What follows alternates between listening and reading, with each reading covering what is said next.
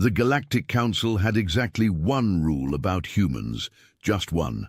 A single, solitary, unambiguous directive that had survived 3,000 years of bureaucratic revisions, committee meetings, and subcommittee meetings about the previous committee meetings.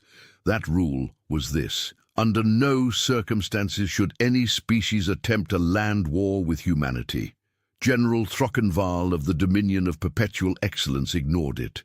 He invaded Russia in November.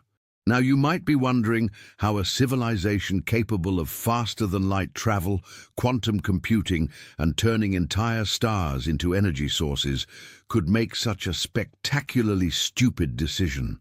The answer, as it turns out, is quite simple. Throckenval didn't read the memo. To be fair, it was memo number 4387 in a series of 4,389 memos that had been distributed that fiscal quarter, and somewhere between proper disposal of sentient waste materials and updates to the parking validation system, the bit about not invading Earth had gotten somewhat lost. The Dominion of Perpetual Excellence was, despite its grandiose name, about as excellent as a 3-day-old sandwich. They had conquered 17 systems through a combination of overwhelming firepower and the universe's most tedious contract negotiations. Their military doctrine could be summed up as show up, shoot things, file paperwork, go home. It had worked remarkably well for 2 centuries, which had given Throckenval the kind of confidence that precedes legendary disasters. Throckenval stood 7 feet tall, had 4 arms, chitinous purple skin, and the sort of mandibles that clicked when he was thinking. He clicked them a lot.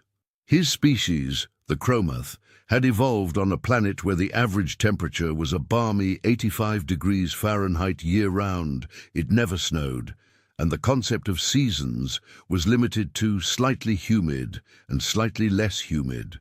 This fact will become incredibly relevant in approximately 14 minutes.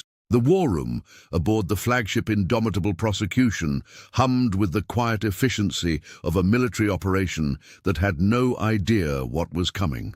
3 dozen officers stood at attention around a holographic display of Earth, their various appendages, tentacles, and pseudopods held in species-appropriate salute positions. Gentle beings, Throckenval clicked, his mandibles working overtime. Today marks the beginning of our greatest conquest. The primitive world designated Terra 3 has rejected our extremely reasonable demand for complete subjugation. Therefore, we have no choice but to demonstrate the might of the Dominion. Captain Dlinthia, his second in command, raised one of her 7 eye stalks. She was a Quillarian, a species known for their excessive caution and their ability to see problems from literally 7 different angles simultaneously. Sir, I've been reviewing the cultural database, and there's a notation here about avoiding ground engagements with the dominant species. Something about historical precedents and meteorological considerations? Throckenval waved all 4 arms dismissively. Cultural databases are maintained by the Xenoanthropology Department. Those academics wouldn't know a proper military strategy if it bit them in their research grants. We have superior technology, superior training, and superior discipline. What could possibly go wrong? This sentence has been uttered before every major military catastrophe in galactic history. The universe has a sense of humor, and its favorite punchline is hubris.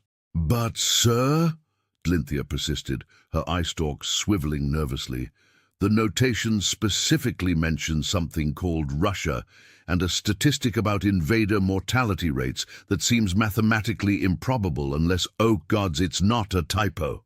Enough! Throckenval's mandibles snapped shut. We launch in 1 hour. I want full deployment of ground forces to establish our beachhead. According to our intelligence, this Russia place has the largest landmass, relatively low population density, and should provide an excellent staging ground for planetary conquest. What Throckenval's intelligence had failed to mention, mostly because the intern who had compiled the report had accidentally used data from a travel brochure from 1978, was that excellent staging ground had some rather significant caveats. Specifically, winter. More specifically, Russian winter. Most specifically, Russian winter, when you're a species whose biological antifreeze stopped working at 32 degrees Fahrenheit. The fleet descended through Earth's atmosphere on a Tuesday morning. The indomitable prosecution and her sister ships, technically legal and bureaucratic nightmare, dropped into low orbit over the Siberian Peninsula, their scanning arrays drinking in data about terrain, infrastructure, and atmospheric composition. Everything looked perfect. Wide open spaces, minimal military presence, and according to their sensors, the current temperature was a crisp but manageable 28 degrees. "Deploy the first wave," Throckenval ordered. 10,000 troops, full combat gear, standard occupation protocol. The drop pods screamed through the atmosphere like metallic rain. Inside each pod, a Chromath soldier sat strapped in, mentally reviewing their training. Step 1. Establish perimeter. Step 2. Secure local resources. Step 3. Accept surrender from terrified primitives. Step 4. Fill out occupation paperwork in triplicate.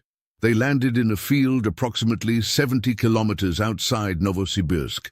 The pods opened with hydraulic hisses, and 10,000 alien soldiers stepped out onto Russian soil in late November. For exactly 30 seconds, everything went according to plan. Then, the wind picked up. "By the eternal voids! What is this?" shrieked Lieutenant Krexthor, his mandibles chattering uncontrollably. The wind howled across the empty field, and with it came something the Chromath had never experienced.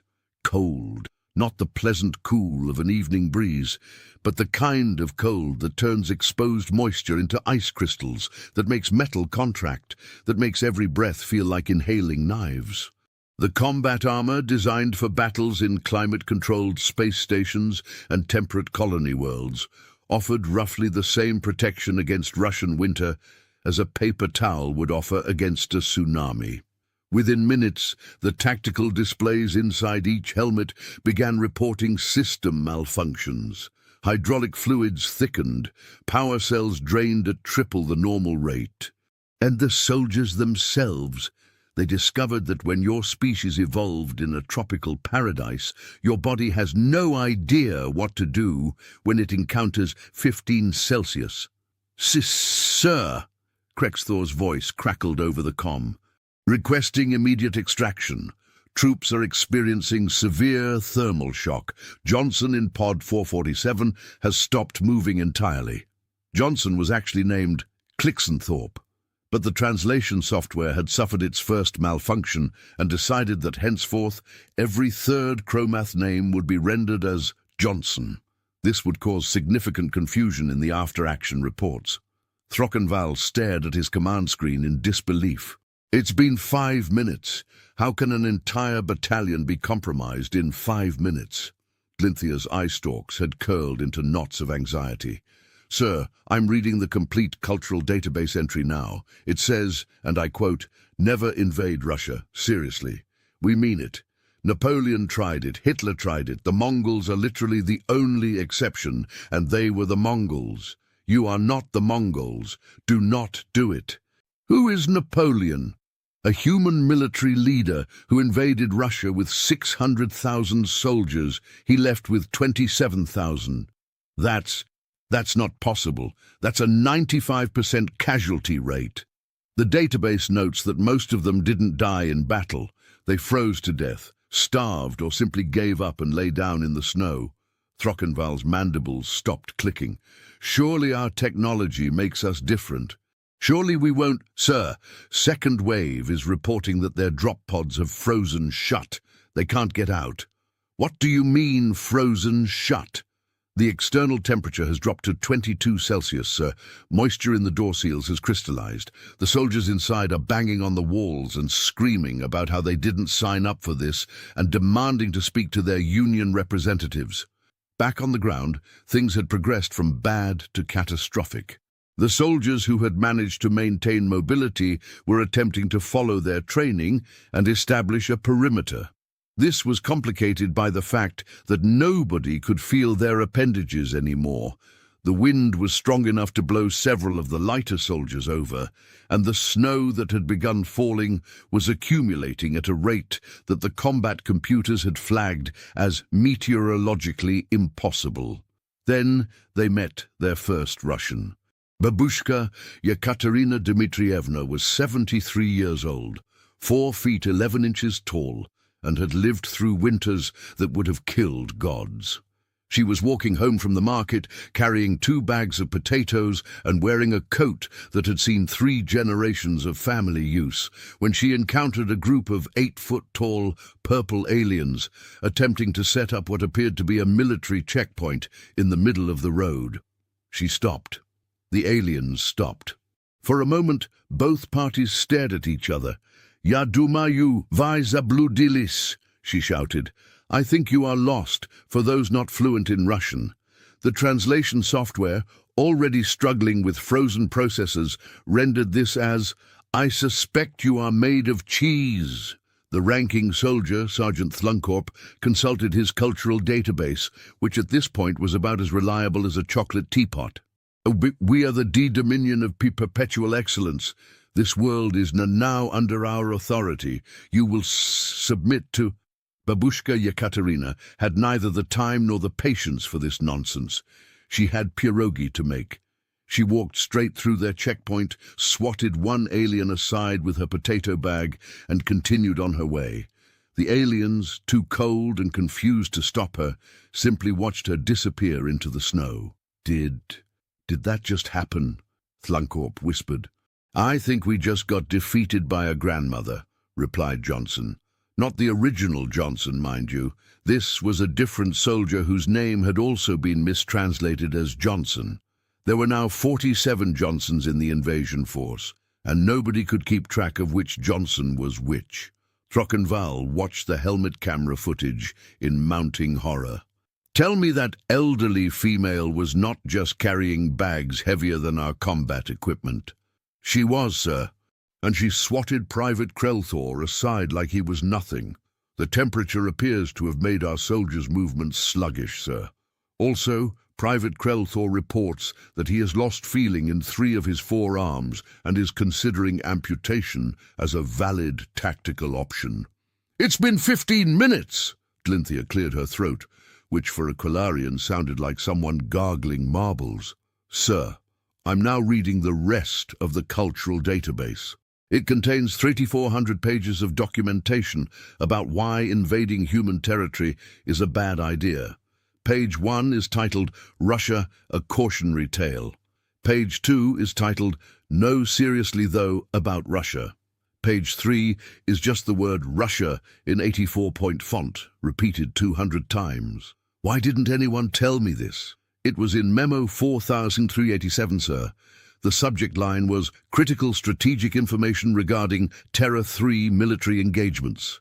You marked it as read and filed it under Deal with Later. Throckenval felt something he hadn't experienced since basic training. Genuine fear. How bad can it get?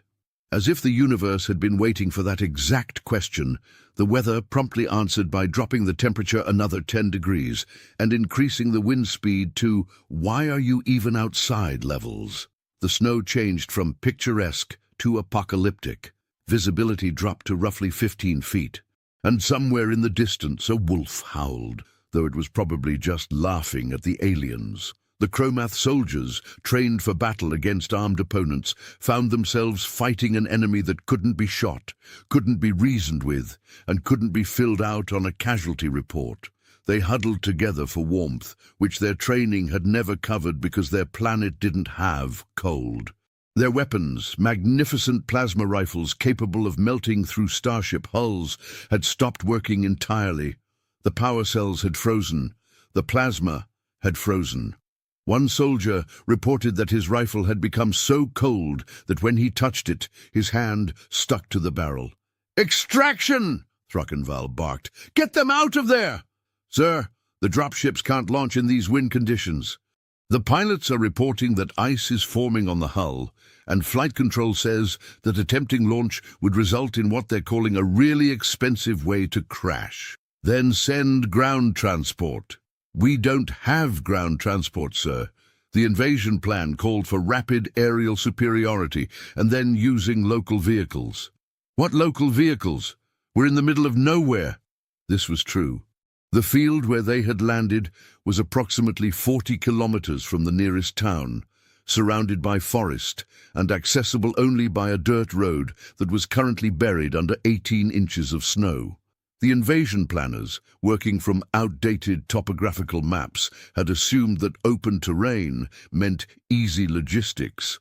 They had not considered that open terrain in Siberia meant the place where geography goes to punish hubris. Lieutenant Krexthor's voice crackled over the comm again. "Sir, the troops are asking if we can surrender to the weather." "What?" "I mean, can we? Does winter take prisoners?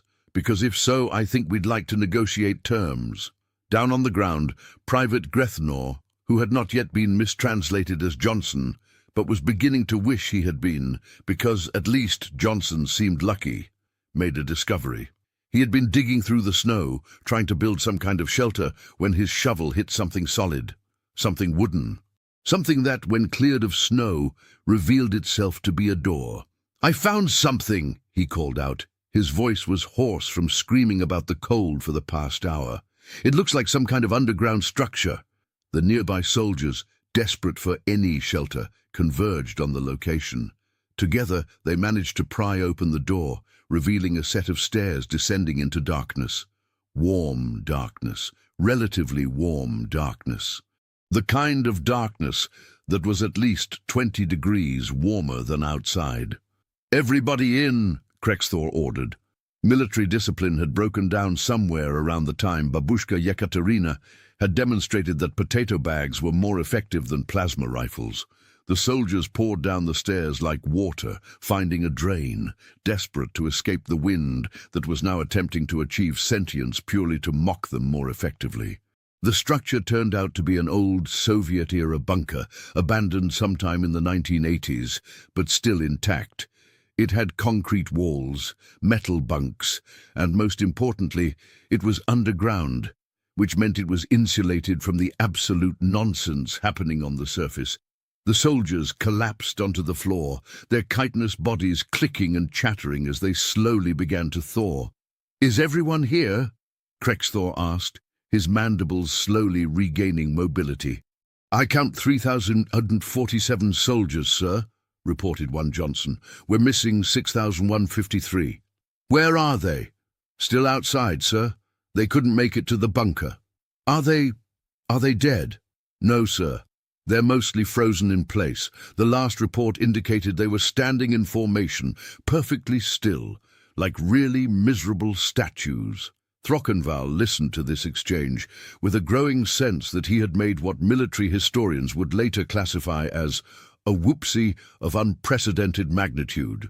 The tactical display showed 6,153 red dots scattered across the field, none of them moving, all of them broadcasting automated distress signals that essentially said, "Help, I'm very cold and would like to go home now, please."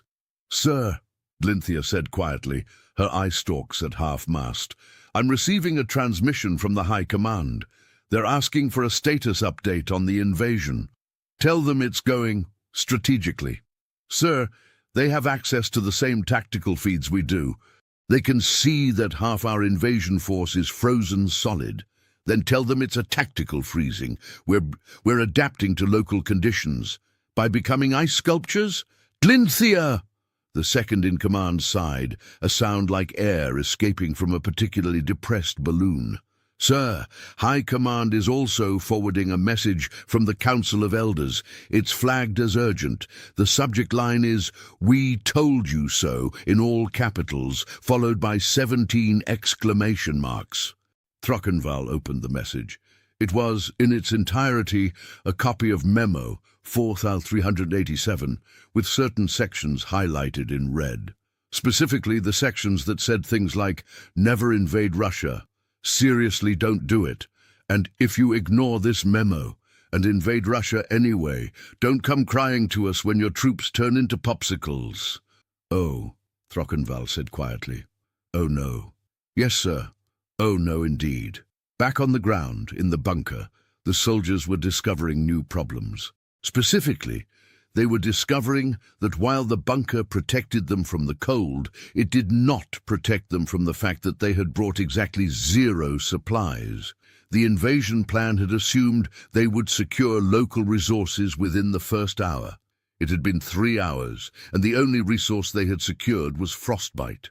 "Is anyone trained in foraging?" Krexthor asked hopefully. "I am, sir," said a Johnson. "I completed the advanced wilderness survival course." "Excellent. What do you suggest?" Johnson looked around the bare concrete bunker. "Sir, I was trained for jungle environments. Everything I know involves finding edible plants and filtering water through leaf systems. This place has concrete, rust, and what I think might be bat droppings. Can we eat the bat droppings? I mean, we could, sir, but I don't think we should." This was when Private Vlixenora, who had been exploring the deeper sections of the bunker, made a discovery that would change everything. She found a room. In that room was a crate. In that crate were bottles. The bottles were labeled in Russian, which the translation software, having partially recovered from its earlier malfunction, rendered as "liquid warmth, danger, do not consume in large quantities or near open flames." The Chromath had no cultural context for vodka. Their species had never developed alcohol because their liver equivalent was too efficient and metabolized it instantly. They had read about it in xenobiology texts, understood it intellectually as a recreational toxin consumed by less advanced species, but had never actually encountered it. "What is this?" Vlixenora asked, holding up a bottle. Krexthor consulted his database. "According to the files, this is ethanol diluted with water. Humans consume it for social bonding purposes. It impairs cognitive function and motor control. Does it mention anything about warmth?" "Let me check. Yes, it says humans sometimes report feeling warmer after consumption, though the database notes this is actually an illusion caused by peripheral vasodilation, and that exposure to cold after consumption is dangerous." "Right now, sir, I would kill for an illusion of warmth." Krexthor looked at the bottle. He looked at his soldiers, shivering in the darkness. He looked at the tactical display on his wrist unit, showing that the temperature outside had now dropped to 28 Celsius. He made a decision that would later be studied in military academies as an example of when desperation overrides judgment. "Distribute the bottles," he said. "Small sips only, just enough to stop the shivering." The Chromath soldiers, having no tolerance for alcohol whatsoever, proceeded to get spectacularly drunk on what humans would consider a very moderate amount of vodka. Within 30 minutes, the bunker had transformed from a military shelter into the galaxy's most depressing party. Soldiers sang traditional Chromath battle hymns off-key. Several attempted to dance, which was challenging given that they had 4 arms and no sense of rhythm. 3 Johnsons got into an argument about whether the cold was real or just a conspiracy by the weather to make them look bad. Krexthor, who had consumed approximately 2 tablespoons of vodka and was now absolutely hammered, decided to call headquarters. "Sure, sir! I mean, General Throckenval!" His mandibles were clicking in patterns that didn't exist in nature. "I have important tactical information." Throckenval, who had been pacing the command deck in growing anxiety, jumped at the sudden communication. "Lieutenant, what's your status?" "We're in a bunker, sir, and I have discovered. We found science juice." "What?" "The humans make this liquid, and when you drink it, everything ish better. The cold isn't so bad. I can't feel my face-ish, but in a good way now." Glinthia's eye stalks twisted in alarm. "Sir, I'm reading his vital signs. His blood toxicity levels are through the roof. What has he consumed?" From the background of the transmission came singing, loud, discordant, enthusiastic singing. The words, as translated by the still glitchy software, came through as, O glorious queen of battle, your mandibles are like unto weapons. Something, something honor. We can't remember the rest. Lieutenant, have your soldiers been drinking local substances? Just a little, sure, for medicinal purposes to combat the extreme meteorologicalness. How much is a little? Well, we found 19 kratch, sure. Had 19 kratch. Now we have lesser amount. I can't do math right now, sure. Numbers are being difficult. Throckenval looked at Glinthia. Glinthia looked back. All 7 of her eye stalks had achieved the same expression simultaneously, which was the Quillarian equivalent of saying, "We are doomed." "Sir," she said softly, "we need to extract them before they drink themselves to death or freeze to death, whichever comes first. The weather is still too dangerous for air support. Then we need to send ground troops with environmental suits. We don't have environmental suits rated for these temperatures. Our coldest weather gear is designed for 10 degrees Celsius. This is 3 times colder than that. Then what do we do, sir?" Throckenval clicked his mandibles together in thought, which now made him think about Lieutenant Krexthor's drunken clicking, which made him wonder if this entire mission had been cursed. From the beginning, we need to contact the humans, request their assistance. "Sir, we're invading them." "Yes, but we're doing a terrible job of it. Maybe they'll take pity on us." This was, it turned out, not the worst idea Throckenval had ever had. That honor still belonged to invade Russia in November. But it was close. The Russian military had, of course, detected the alien landing. They had scrambled fighters, mobilized ground forces, and prepared for the worst. Then they had watched in utter bewilderment as the aliens landed, stood around in the cold for approximately 20 minutes, and then either huddled in a hole or froze solid. General Dmitry Volkov, commander of the Siberian military district, sat in his office watching drone footage of the aliens and trying to understand what he was seeing. His aide, Major Sokolov, stood beside him with an expression of equal confusion. "So," Volkov said slowly, "the aliens invaded. And then the weather defeated them." "Yes, sir. They didn't fire a single shot. Not one, sir. And now half of them are frozen and the other half are drunk." According to the surveillance team at the old bunker, sir, they found the emergency vodka supplies from 1987, the bottles that were technically expired 20 years ago. Volkov rubbed his temples. "Let me understand this correctly. An advanced alien civilization traveled across the galaxy, invaded our territory, and was defeated by expired Soviet vodka and November. That appears to be the situation, sir. I don't know whether to open fire or open a bar." At that moment, the communications officer burst in. "Sir, we're receiving a transmission from the alien command ship. They're asking for help." "Play it." The message crackled over the speakers. Throckenval's voice, attempting to sound dignified despite having made possibly the worst strategic decision in his career, came through. "This is General Throckenval of the Dominion of Perpetual Excellence. We are experiencing unexpected difficulties with our planetary occupation. We request assistance in recovering our personnel from adverse environmental conditions." Volkov blinked. "They want U.S. to help them invade U.S.? "It appears so, sir." "Sokolov, am I having a stroke?" "I don't think so, sir. I'm seeing this too." "Then what in the name of all that is holy am I supposed to do with this?" Major Sokolov considered for a moment. "Sir, I believe military protocol in this situation is unclear. However, there are international humanitarian conventions about rendering aid to those in distress, regardless of their hostile intent." "They're aliens, Sokolov. Do international conventions apply to aliens?" "Unknown, sir. But they're going to freeze to death if we don't do something. We'd be watching them die." Volkov stared at the drone footage again. The frozen aliens stood in their formations, frost building up on their armor, looking like the universe's saddest garden statuary. The ones in the bunker, according to thermal imaging, were stumbling around in patterns that suggested they had discovered alcohol in the worst possible way. He made a decision that would confuse military historians for generations. Sokolov, mobilize rescue teams, standard winter recovery protocols, and get the old KAMAZ trucks out of storage. We're going to need them. Sir, we're rescuing the invasion force? Apparently. And Sokolov, not a word of this to Moscow until I understand what I'm going to tell them. How do you explain that we defeated an alien invasion by accident?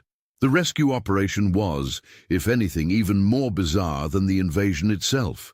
Russian military trucks, designed to operate in conditions that would kill most vehicles, rumbled through the snow toward the frozen battlefield. The crews wore standard winter gear, the kind that had kept Soviet and Russian soldiers alive in the worst conditions Earth could produce. When they arrived at the field, they found exactly what the drones had shown. 153 alien soldiers, frozen in various states of military readiness, their purple chitin covered in frost, their mandibles locked in expressions of profound regret. Sergeant Yuri Petrov, who had seen many strange things in his 15 years of military service, but nothing quite like this, approached the nearest alien carefully. He knocked on its armor. It rang hollow, like tapping on frozen metal. "Are you alive in there?" he called out in Russian.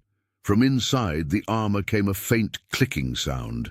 The translation device, barely functional, rendered it as, "Please, make warmth happen soon, or we'll die of embarrassment before hypothermia."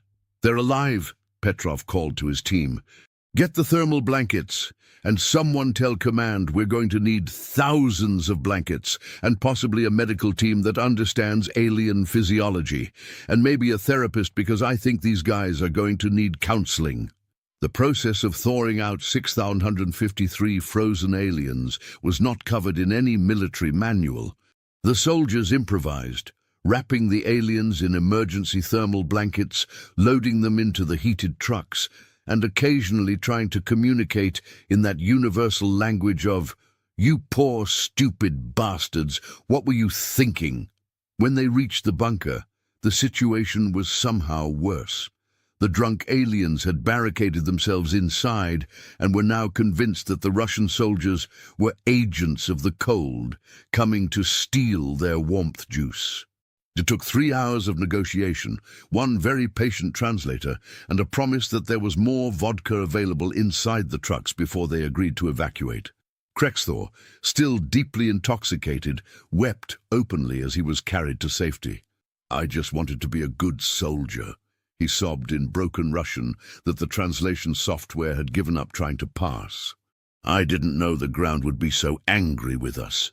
Back on the command ship, Throckenval watched the rescue operation with feelings he couldn't quite name. Relief that his soldiers weren't going to die. Shame that they were being rescued by the very people they had tried to conquer. And a creeping horror as he realized that he was going to have to explain this to high command. Glinthia approached him carefully. "Sir, the Council of Elders is requesting a full briefing. They want to know why our invasion force is currently being transported to Russian military bases for medical treatment." "What do I tell them?" "The truth, sir? The truth is that I ignored a very clear warning, invaded Russia in winter, and my soldiers were defeated by weather and alcohol. The truth makes me look like the biggest idiot in galactic history. Sir, with respect, the longer you wait to tell them, the bigger that idiot becomes." Throckenval knew she was right. He opened a secure channel to the council chambers on the Dominion homeworld. The holographic display flickered to life, showing 5 ancient chromath, their chitin weathered with age, their mandibles clicking in patterns that suggested they already knew what he was going to say and were simply waiting for him to say it. Elder Prexanoth spoke first. Her voice was dry with an authority earned over 3 centuries of not making catastrophically stupid decisions. "General Throckenval, we have been reviewing the situation reports from Terra 3. Would you care to explain why your invasion force is currently receiving humanitarian aid from the species they attempted to conquer?" "Honored Elder, The tactical situation developed in ways that were not anticipated by our intelligence reports. By not anticipated, do you mean that you didn't read the intelligence reports? I read most of them, Honored Elder. Did you read Memo 4387? I don't recall specifically. Memo 4387.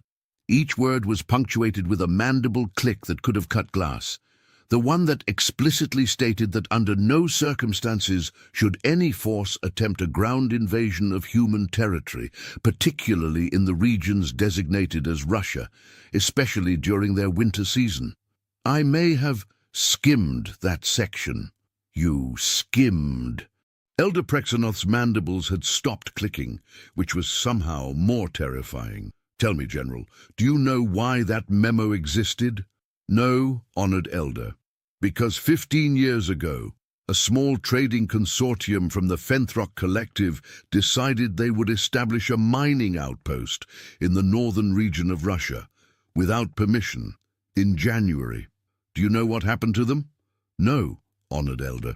They lasted 4 days before they radioed for evacuation. 4 days. And they were only attempting to run mining equipment, not conduct a military invasion. Their experience was summarized in a 600-page report that formed the basis of the rule you ignored. That report is called Why Russia is Where Military Campaigns Go to Die. It's required reading for all strategic command positions. Did you read it? It was quite long, Honored Elder. It was long because Russia is big and cold and historically unkind to invaders. The Elder's voice had risen to a pitch that made every chromath on the command deck wince. Do you know how many species in recorded galactic history have successfully invaded Russia? No, Honored Elder. None, zero, not one. The closest anyone came were the Mongols, and even they had the good sense to do it in summer, and they were already adapted to steppe living. You are a tropical species, General. Your soldiers' biology stops functioning at 15 degrees Celsius, and you landed them in 20-degree weather. What were you thinking? I believed our technology would compensate for environmental factors. Your technology was designed for space, General. Space where there is no weather because there is no AIR. Did you not think that a planet with an atmosphere might present different challenges? Throckenval had no answer. His mandibles clicked weakly. Elder Prexanoth continued, Let me tell you what happens now, General. First, you will personally apologize to the Russian government for invading their territory and causing them the inconvenience of having to rescue your frozen soldiers. Second, you will pay reparations for any property damage, including the vodka your troops consumed. Third, you will submit yourself for a complete strategic competency review. And fourth, you will spend the next 5 years updating every single military training manual in the Dominion to include the section Why You Should Never Invade Russia, with appropriate visual aids, historical examples, and testimony from your own soldiers about what frostbite feels like. Yes, Honored Elder. Do you have any idea how embarrassing this is for the Dominion? We are a laughingstock.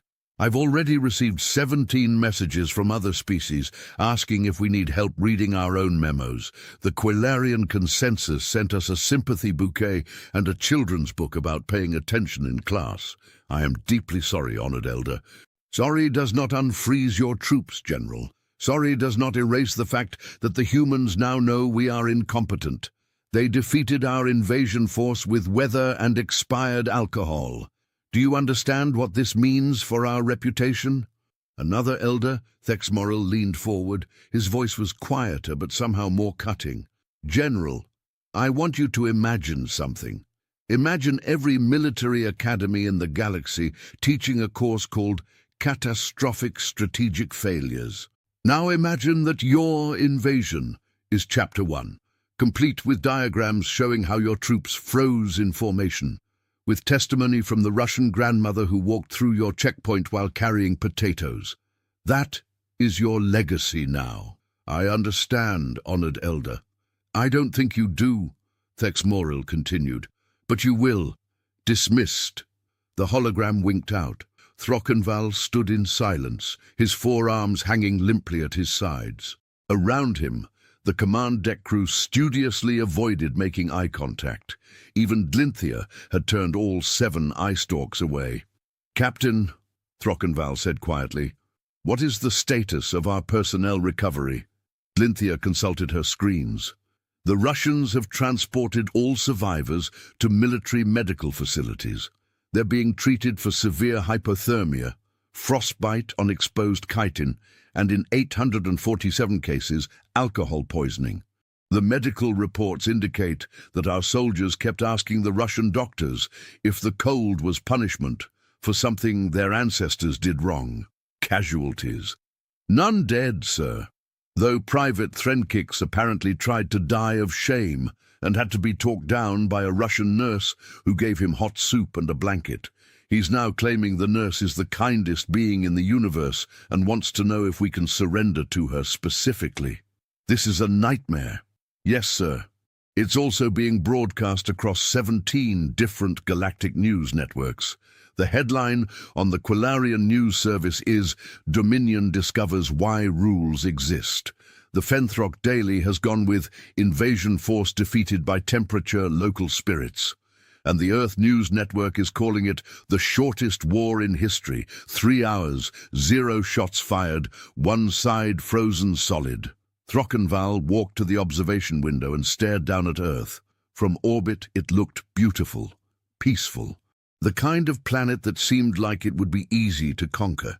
The clouds swirled in gentle patterns.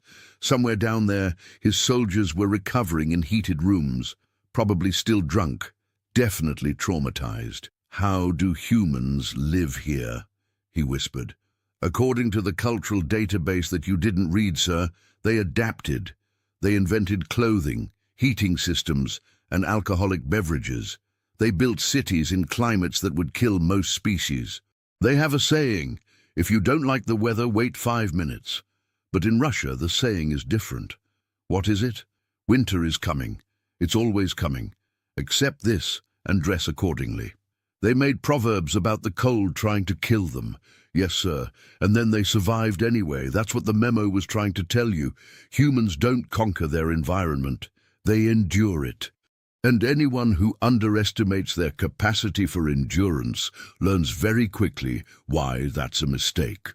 Down on Earth, in a Russian military hospital that had been hastily converted to accommodate alien biology, the Chromath soldiers were learning about humans in ways the cultural database had never conveyed.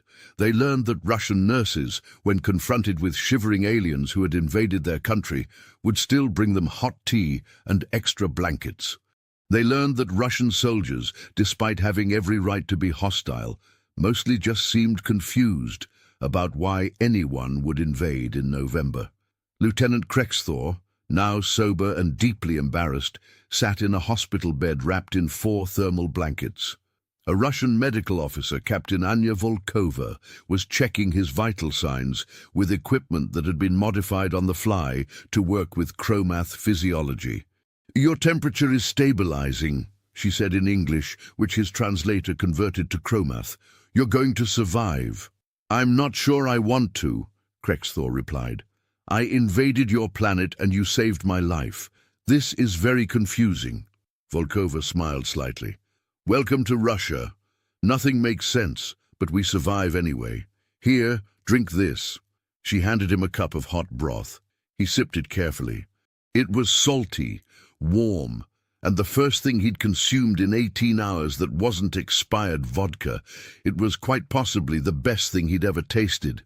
"Thank you. I'm sorry. For invading. We were following orders, but that's not really an excuse, is it?" "No," Volkova agreed, "but you also didn't hurt anyone. You mostly just stood in a field and froze. Hard to be angry at someone who defeated themselves before we even arrived. Our general didn't read the warnings about your winter." "Of course he didn't," Volkova laughed, a sharp bark of genuine amusement. "Everyone invades Russia in winter thinking they'll be different. Napoleon thought he was different. Hitler thought he was different. And now aliens from space thought they were different. But winter doesn't care who you are. Winter just is. How do you bear it, living in this cold? We prepare, we plan, we respect the weather instead of trying to fight it, and we drink vodka, but not as much as your soldiers did. Seriously, the bunker's emergency supply was supposed to last 20 people for 6 months. You went through it in 4 hours. We had never experienced alcohol before. We thought it would help. It did. It helped you make terrible decisions faster. Volkova shook her head. Rest now. Your people are negotiating for your return. Until then, you're our guests. Strange, poorly prepared guests who invaded us, but guests nonetheless. The negotiations between the Dominion and the Russian government were perhaps the most surreal diplomatic exchange in human history. General Volkov, still trying to process what had happened, sat across a video conference call from Trockenval, who looked like he'd aged a decade in a day. "Let me make sure I understand," Volkov said slowly. "You want to arrange transportation to recover your soldiers, the soldiers who invaded my country, and you want us to facilitate this?" "Yes," Trockenval replied. "We will, of course, provide compensation for any expenses incurred." "And for the vodka?" "Yes, and for the vodka." "And you acknowledge that this invasion was, how did your council put it, catastrophically stupid?" Trockenval's mandibles clicked in what might have been a sigh. The exact wording from the council was so monumentally stupid that it requires new words to describe the magnitude of the stupidity. "So yes, we acknowledge that." Volkov leaned back in his chair. Behind him, Major Sokolov was making furious notes for what would eventually become the most bizarre after-action report in Russian military history. "General Trockenval, I'm going to be honest with you. I don't know what to do with this situation. You invaded us, you failed spectacularly, and now you're asking for help. My government is having a very confusing argument about whether to bill you for the rescue operation or apologize for your soldiers discovering vodka. What would you do in my position? Retire, probably. Maybe become a farmer. Something quiet where strategic decisions involve crop rotation instead of planetary invasion." Volkov paused. "But since you're asking in good faith, here's what we'll do. We'll release your soldiers to you, no charge for the medical care or rescue operation. Consider it a gesture of humanitarian goodwill. However, there are conditions. Name them. First, you formally apologize, not just to me, not just to Russia, but to Earth. Make it public. Let the galaxy know that you made a mistake and that you're sorry. Second, you share whatever technology allows you to travel faster than light. If we're going to be part of a galactic community, we should probably be able to visit. Done and done. Is that all? Third, and this is important, you update your military training to include actual, accurate information about Earth, and you make sure every commanding officer in your military reads that information. We don't want this happening again." "Agreed. Is there anything else?" Volkov smiled, a thin, wry expression. "Yes. Every year, on the anniversary of your invasion, you will send a representative to Russia. That representative will visit the field where your soldiers landed, and they will stand there for exactly 1 hour in November weather, wearing whatever your people consider normal clothing. This will continue for 20 years. Call it a memorial to the importance of reading instructions." Trockenval's mandibles stopped clicking entirely. That's cruel. That's mild, General. You're lucky I'm not charging you for the vodka at markup. Do we have an agreement?" "Yes, we have an agreement." 3 days later, the Chromath soldiers were loaded onto transport ships that had been hastily modified with heating systems powerful enough to keep them comfortable. As they departed the Russian military bases, many of them looked back at the planet with a mixture of relief and strange affection. Several had exchanged contact information with their Russian caretakers, promising to stay in touch, though nobody was quite sure how that would work. Private Grethnor, who had found the bunker, stood at a viewport watching Earth recede. Beside him, one of the 47 Johnsons who had somehow survived the entire ordeal without serious injury cleared his throat. "So," Johnson said, We invaded a planet and got our asses kicked by weather. Yes. And then they saved us. Yes. Do you think we're the bad guys? Grethenor considered this. I think we were the bad guys. But then we became the incompetent guys. And then we became the rescued guys. I'm not sure what we are now. Lucky guys. Maybe. Or maybe just guys who learned a very expensive lesson about reading memos. Back on the indomitable prosecution, Throckenval stood before his assembled crew. The ship was returning to Dominion space, where he would face review boards, disciplinary hearings, and probably a very long career doing administrative work in the quietest corner of the bureaucracy they could find. I owe you all an apology, he began. His mandibles clicked slowly, deliberately. I led you into a disaster of my own making. I ignored warnings. I dismissed concerns. I believed that technology and firepower could overcome environmental factors that I didn't understand. I was wrong, spectacularly wrong. The crew was silent. Nobody wanted to agree, but nobody could disagree either. What happened on Terra 3 will be studied for generations, Throckenval continued. Not as an example of military prowess, but as a cautionary tale. We will be the punchline to jokes told across the galaxy. Children will learn about us in history class, in the section about what not to do, and we will deserve it, because we earned it. Glinthia stepped forward, all 7 ice stalks focused on him. Sir, what do we tell the troops when they ask what this was all for? We tell them the truth. We tell them that sometimes the most important lessons are learned through failure. We tell them that pride comes before a fall, and winter comes for everyone who isn't prepared. And we tell them that the humans, whom we tried to conquer, showed us more mercy than we probably deserved. And what about you, sir? What will you do? I'm going to update every military training manual in the Dominion. I'm going to write the definitive guide on why environmental factors matter. I'm going to create a mandatory course called Read the Damn Memo. And then, when I'm done with all that, I'm going to request assignment to the most boring desk job available, where the worst decision I can make is choosing the wrong paperwork form. That seems appropriate, sir. The public apology was broadcast across Earth 3 days later. Every news network carried it. Every social media platform discussed it. Humanity watched as General Throckenval, four-armed and purple, his chitinous face somehow managing to convey deep embarrassment, spoke directly to the people of Earth. People of Terra 3, whom we now understand prefer to be called Earth, he began. I am General Throckenval of the Dominion of Perpetual Excellence, and I owe you an apology. 3 days ago, I ordered an invasion of your planet.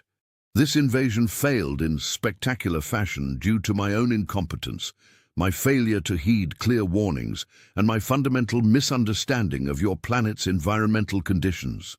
The translation software was working perfectly now, having been repaired and updated. It conveyed every click of his mandibles, every pause, every moment of genuine contrition. My soldiers landed in what you call Russia, in what you call November. We lasted approximately 3 hours before being defeated by a combination of temperature, wind, and expired vodka. We fired no shots. We conquered nothing. We achieved only the distinction of being rescued by the very people we attempted to subjugate. Around the world, humans watched. Some laughed. Some felt genuine sympathy. Most just felt confused about the entire situation. I want to thank the Russian government and military for their humanitarian response. You could have left us to freeze. You could have imprisoned us. Instead, you saved us, fed us, and even gave us blankets. This is not the response we expected from a species we were told was primitive and violent. We were wrong about that too. Throckenval paused, his mandibles clicking in a pattern that the translator rendered as deep sigh. The people of Earth have taught the Dominion a lesson that I hope we will never forget. They taught us that technology does not overcome nature, that pride is no substitute for preparation, and that mercy can be extended even to those who probably don't deserve it. On behalf of the Dominion, I apologize. We will not make this mistake again." The broadcast ended. For a moment, Earth was silent. Then the internet exploded. Within hours, memes flooded social media. Images of the frozen aliens with captions like "MFW, I forget to check the weather." Videos of the rescue operation set to the soundtrack of every sad movie ever made. Animated shorts showing Napoleon, Hitler, and now aliens, all making the same mistake. A folk song that somehow emerged fully formed from Russian internet communities titled "Winter Doesn't Care About Your Fancy Spaceships." But among the jokes and the mockery, there was also something else: curiosity. The aliens had apologized. They had acknowledged their mistake. They had proven they could be reasoned with, negotiated with, even laughed at without taking offense. Maybe, just maybe, this was the beginning of something interesting. The United Nations convened an emergency session to discuss what Earth's response should be. Representatives from every nation gathered, and for once, the discussion wasn't about treaties or territory or trade agreements. It was about one simple question: what do you do when aliens invade, fail miserably, apologize sincerely, and offer to share their technology? Ambassador Patricia Okonkwo of Nigeria, serving as the current Security Council president, summarized the situation with admirable efficiency. "So we have first contact. It came in the form of an invasion. The invasion was defeated by November, and now they want to be friends. Has anyone checked if there's a protocol for this?" There wasn't. The first contact protocols had assumed either hostile invasion requiring military response or peaceful contact requiring diplomatic reception. Nobody had planned for hostile invasion defeated by meteorology followed by immediate friendly surrender. Ambassador Wei Chen of China raised his hand. "I propose we accept their technology sharing offer and establish formal diplomatic relations. They've proven they're not a military threat, at least not to any country with winter." "Agreed," said Ambassador James Morrison of the United States, "though I suggest we request their military training manuals as part of the exchange. I want to see what they taught these idiots that made them think invading Russia was a good idea." "I have a question," said Ambassador Yuki Tanaka of Japan. "The general mentioned they lasted 3 hours. Does anyone know exactly what defeated them? Was it just the cold?" Ambassador Dmitry Ivanov of Russia, who had been silent until now, smiled.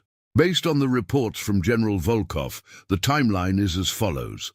Hour 1, they landed and realized they were very cold. Hour 2, they attempted to establish a perimeter but were largely immobilized by hypothermia, and one encounter with a babushka carrying potatoes. Hour 3, they found an abandoned bunker and 20-year-old vodka. After that, the invasion became more of a medical emergency." The room was quiet for a moment. Then Ambassador Okonkwo began to laugh. It started as a quiet chuckle, then grew into full, genuine laughter that echoed through the chamber. One by one, the other ambassadors joined in. The absurdity of it all, the sheer ridiculous improbability of an alien invasion being defeated by weather and expired alcohol, was too much to resist. When the laughter finally died down, Okonkwo wiped her eyes and called for order.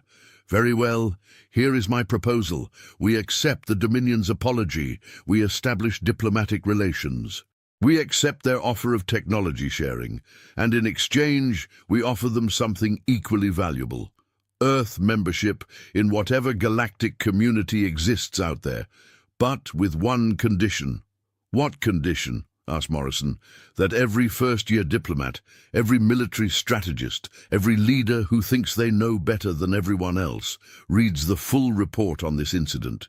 Let it be known across the galaxy that Earth welcomes peaceful contact, will defend itself if necessary, and has the kind of winters that defeat armies. Let them come to us with respect, not arrogance." The vote was unanimous.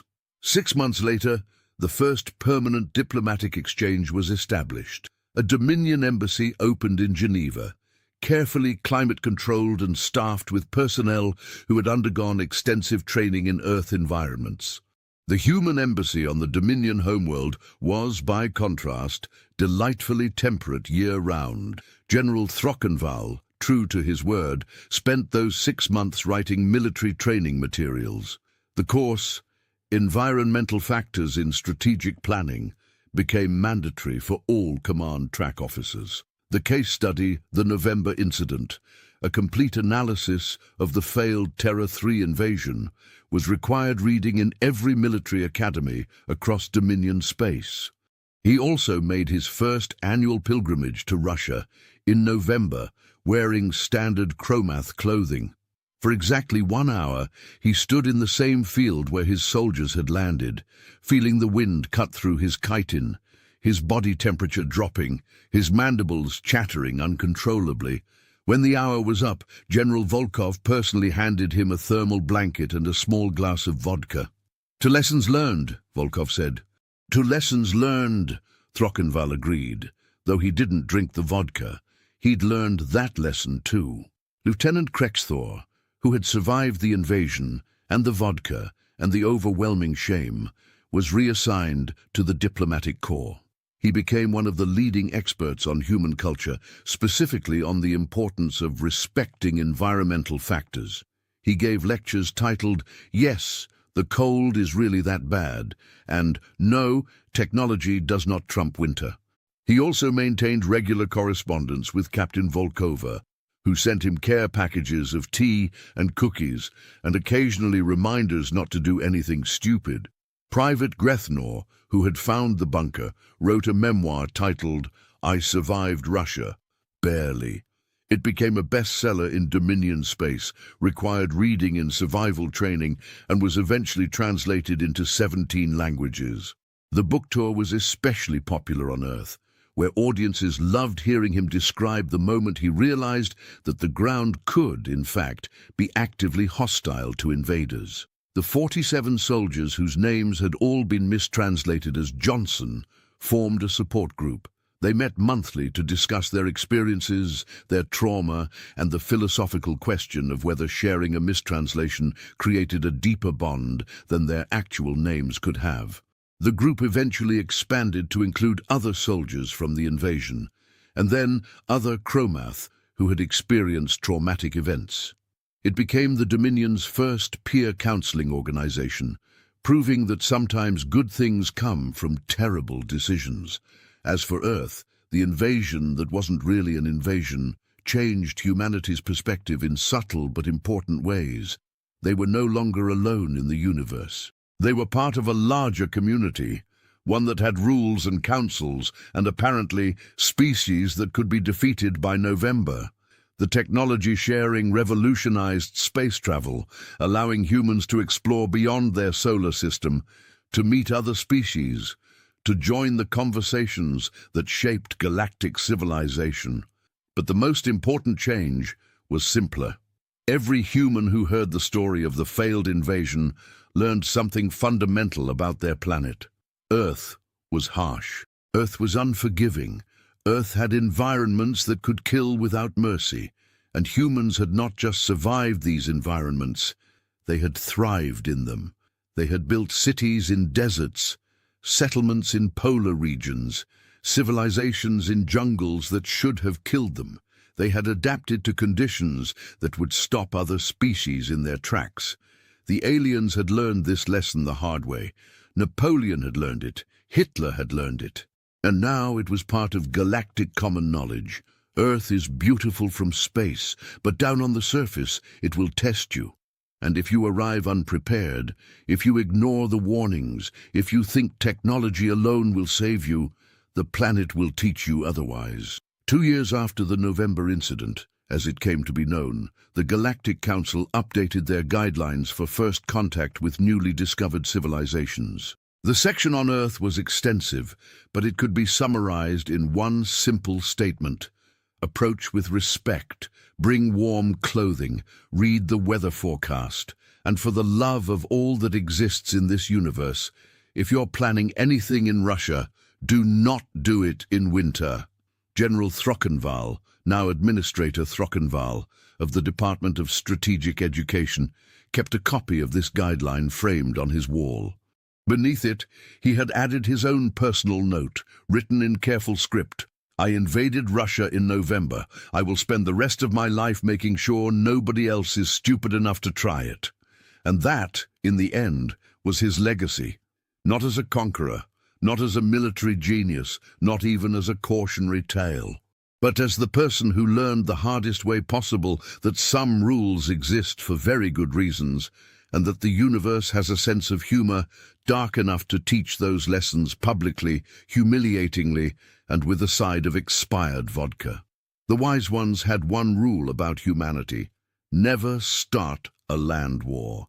General Throckenval learned why that rule existed, and in doing so ensured that every species in the galaxy would know it too. His soldiers didn't die in battle. They didn't fall to superior weapons or tactics.